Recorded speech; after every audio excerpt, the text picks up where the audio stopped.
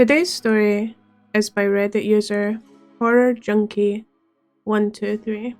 My wife is participating in a viral TikTok trend. She's taking it too far. Oh, that's so creepy, my wife, Anna, shouted. I know, right? One of my coworkers sent it to me, Laurie said, her attention stuck on the screen.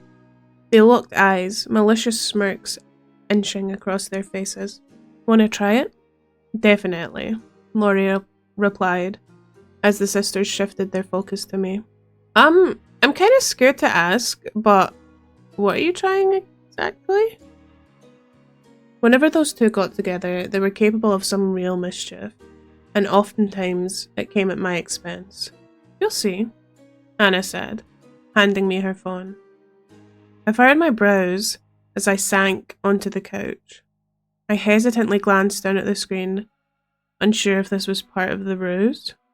A TikTok video was playing on repeat. A woman was on screen, her long brown hair partially obscuring her features from view. A wide smile was plastered across her face. That alone was creepy. But the way she was standing? It was off-putting. The video cut on several occasions, and each time it did, the woman was in a different spot in the house, hiding behind curtains, crouching under the table, standing on the stairs. All the while, that same manic grin never left her lips. Not even once. The man filming was getting audibly more freaked out with every encounter. I kept waiting for some sort of punchline. I thought that eventually the woman would break the facade and return to her normal self, but she never did. The video ended with a close-up of the woman's bulging eyes as she lunged at the camera, and a guttural shriek from the man filming. Once it was over, I hurriedly swiped off the video and breathed a sigh of relief.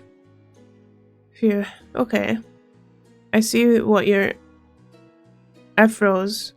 It was only then that I noticed it. Anna and Laurie were gone. They must have walked away at some point during the video. My heart dropped into my stomach. I really didn't like this trend, but I had a feeling I was about to witness it firsthand. Anna? Laurie? Come on. You know I hate this kind of stuff, I shouted, tentatively entering the kitchen. My eyes immediately fell to a pair of feet sticking out from beneath the curtains. I pursed my lips, marching up to the window. I ripped the drapes aside to find Laurie standing there, smiling up at me. Oh, I'm shaking. So scary, I huffed, crossing my arms. Laurie held her pose for about 5 more seconds before she couldn't contain her giggles any longer. Okay, you got me. I admit that wasn't as funny as I thought it would be, she grinned, covering her mouth. Believe me, I know. Let's go find your sister. Laurie nodded, following behind me. Anna! I found Laurie. Time to come out now. I received no response. Laurie and I continued to scour my home, searching up and down for my wife. Once I reached the top step, I saw it. The door to our room was slightly ajar, leaving a thin, inviting sliver of darkness. I can't explain why, but something about it sent a shiver down my spine. It was as if Anna had wanted me to find her. The whole thing felt wrong. I took a deep breath, mustering all of my courage, and pushed open the door. I nearly screamed once I laid eyes on the scene that awaited me. Anna was standing in the middle of the room. The only light illuminating her features was that seeping in from behind me, and the muffled rays trickling in through the curtains. The middle of the room, where my wife was lurking, was drenched in darkness. Anna stood there, still as a statue, her jet black hair partially obscuring her eyes. Even through the shadows, I could see a nauseatingly wide smile stuck to her lips. My heart jackhammered against my chest, and the beads of sweat began to form atop my brow. For the first time in our 12 years of marriage, I was terrified of my wife. I flipped on the light switch, careful not to take my eyes off her. Anna? I found you. You can stop now. She completely ignored me. I only knew that she was still breathing by the slight rise and fall of her chest. The silence was deafening. Any luck finding her yet? Laurie asked, snatching me from my stupor as she reached the top step. Yeah, Yeah, I did. I replied, weakly pointing to Anna's motionless form. Laurie marched right up to her like it was nothing. Okay, Anna, fun's over. You're about to give your hubby a heart attack. My wife didn't respond. Laurie tried waving her hand in front of Anna's face, to no avail. She didn't so much as blink. Alright, Anna, time to give it up. You're starting to freak everyone out, Laurie said, clasping her sisters by the shoulders and lightly shaking her. Anna slowly turned toward Laurie, and their eyes locked. Laurie gulped before taking a step back. Blood pounded in my ears. There was nothing behind those hazel irises. I didn't even recognize them anymore. Laurie backed away, never breaking eye contact, until she was standing directly beside me. Tim, let's go downstairs and regroup, okay? She murmured. The panic in her voice made my blood run cold. It works for me, I mumbled back. It felt as if we had to speak at a lower volume, like talking above a whisper would cause Anna to break. We crept out of the room, closing the door as we went. We'll be downstairs, Anna. It would be nice of you to join us whenever you're ready to give up on this dumb trend. Anna didn't acknowledge her. Once we made it downstairs, I took a deep breath. Laurie sat on the couch, leaning forward and clutching her phone with a vice grip. What should we do, Tim? This was just supposed to be some stupid gag. Anna's always taken these things a bit too seriously, but this? I've never seen anything like it. She's really scaring me. I don't know. I've never seen her like this before either. Do you think we might be overreacting? I mean, maybe she really has just taken this a bit too far. Even I didn't believe that, but it was the only plausible explanation I could come up with. Yeah, that has to be it. Surely she'll snap out of it at some point, right? She has to. It wouldn't... The words caught in my throat. I caught Anna peeking around the corner, half of her face hidden from view. Her expression was the exact same as it had been when we'd left her upstairs. Laurie traced my gaze until she realised who I was looking at. She instinctively backed away upon making eye contact with her sister. Tim, how long has she been standing there? Laurie squeaked, shrinking into the sofa. I have no idea. We didn't even hear her walk down the stairs. The three of us sat there in silence. The tension was so thick that even a knife wouldn't cut through it. I could feel myself beginning to shake. Tim? I really hate to do this to you, Laurie began, turning towards me. But I can't take this anymore. It's too much. I'm going home. Call me if there's anything I can do. And please, try to get Anna some help if you can. She uttered, grabbing her purse. I could feel the colour drain from my face. Laurie, please, don't leave me alone with her. I don't know how to handle this. I'm sorry. I feel bad. Believe me. I do. But it's getting late, and my kids have school tomorrow. I shouldn't have even stayed for this long. I nodded, my bottom lip beginning to quiver. All I could muster was a weak, okay. Laurie beelined for the door, straight past her immobile sister. Anna didn't even twitch. Instead, she opted to remain watching me the entire time. Once the door slammed shut, the pit in my stomach grew even deeper. I was at a loss for words. My wife and I stood there in a sickening staring match, neither of us blinking. The smile on her face never wavered. In fact, once that door shut, I could have sworn that I saw it stretch just a little bit wider. I don't know if it was the stress, or the fear, or Laurie's sudden betrayal, but something in me snapped. This was silly. Anna was obviously still running with that stupid TikTok challenge, and I was feeding into it, hook, line, and sinker. I started to get angry. Alright, Anna. Stand there for as long as you want. I don't care. When you're ready to talk about this, like adults, I'll be finishing up some work on my laptop. She didn't respond. My wife just kept staring at me with that same Cheshire grin plastered on her lips. Fine by me? I was done buying into whatever she was playing at. I sank down in my armchair and picked up my laptop. Careful to keep Anna in my peripheral vision. Something deep down told me that I needed to keep her in my line of sight. I opened my laptop, trying to distract myself from Anna's strange behaviour by doing some research for an article I was writing.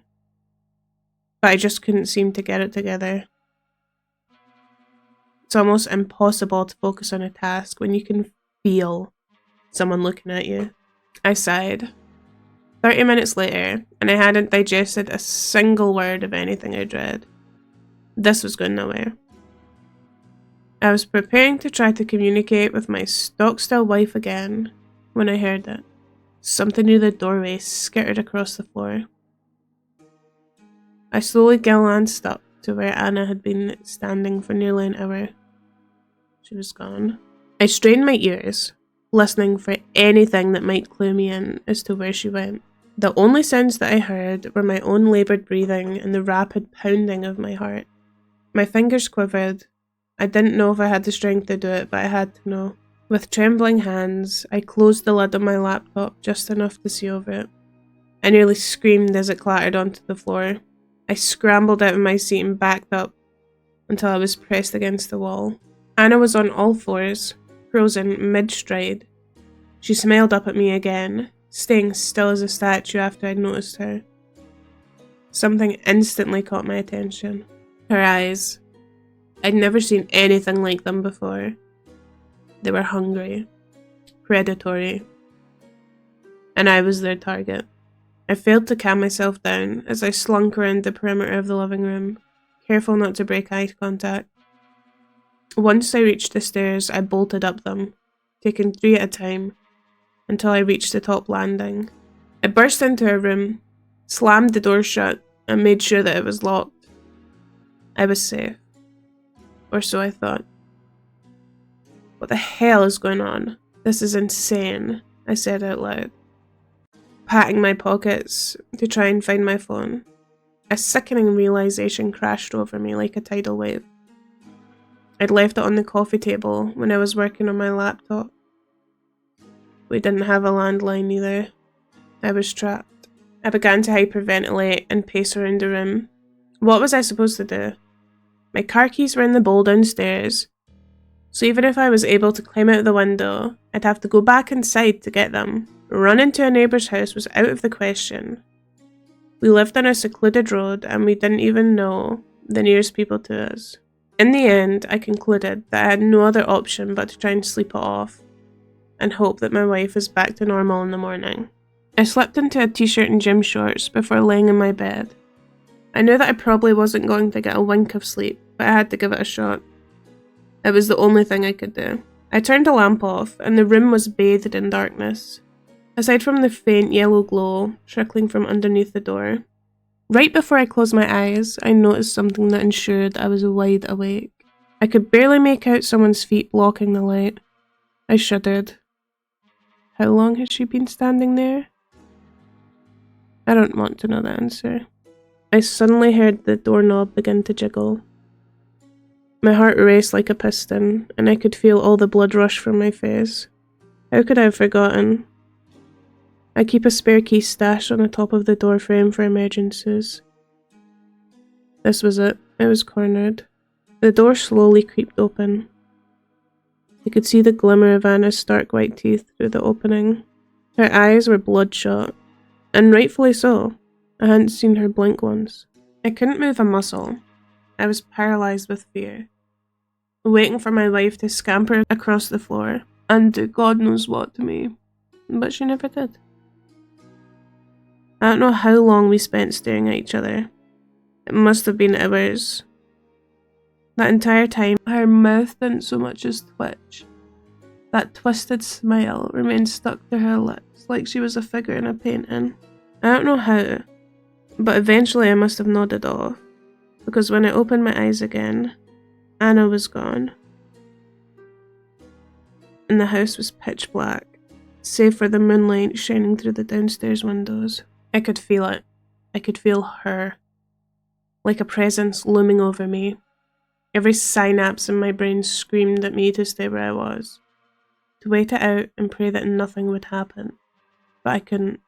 I steeled my resolve, ready to fight if need be. I flipped onto my back, fully expecting to find my wife hovering over me with some sort of weapon in hand. But she wasn't there. My eyes grew wide. I hurriedly scanned the room. I didn't find her. This was my chance. I crept to the door, stifling my breathing as much as possible. The house was eerily silent. Once I made it to the stairs, I peered down them, squinting to see in the dark. The coast was clear. I tiptoed down each step, avoiding the creaky ones to the best of my ability. I felt nauseous. I could feel eyes on the back of my neck wherever I went, like I was a lamb being led to slaughter, in the supposed safety of my own home.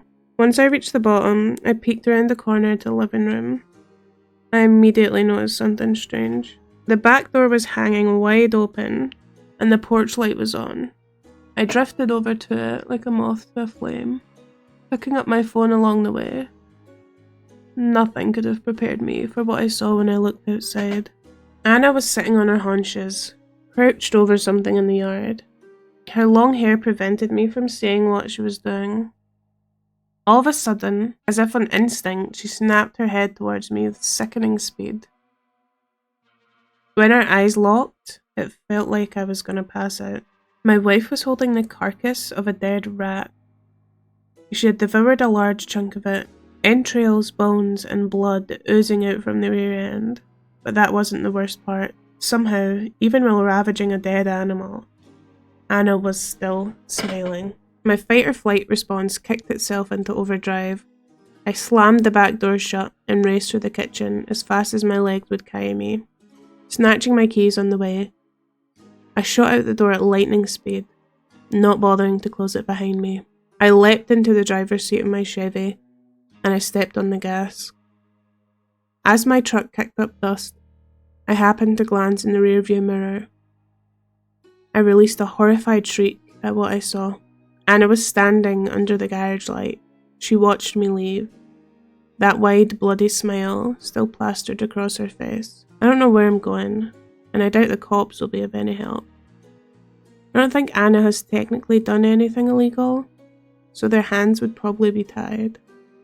I just had to get out of that house. I've parked at a truck stop for now, until I can get my thoughts together. Even though I've made my escape, I'm still downright horrified, but not for the reasons you might think. I can't explain it, but ever since I left, I haven't been able to stop smiling.